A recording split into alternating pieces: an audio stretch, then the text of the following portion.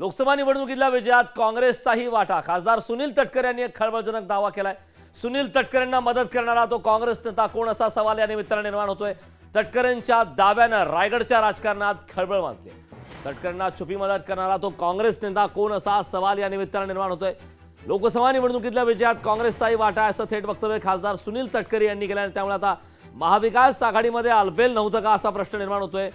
सुनील तटकरेंना मदत करणारा तो काँग्रेसचा नेता कोण, हा प्रश्न आता या निमित्ताने निर्माण होतो।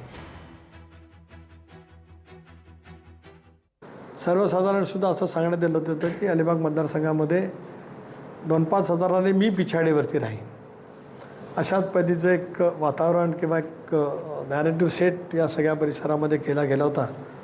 परंतु आमदार महेंद्र शेठ दळवी, भाजपचे नेते, राष्ट्रवादी काँग्रेस पक्ष, काँग्रेसमधील काही सहकाऱ्यांनी आम्हाला केलेली मदत, या सर्वांच्या बळावरती 19च्या विधानसभेपेक्षा जास्ती मताधिक्य यावेळेला मला अलिबाग विधानसभा मतदारसंघामध्ये मिळालं। लोकशाही मराठी ऐका, पहा, जागरूक रहा।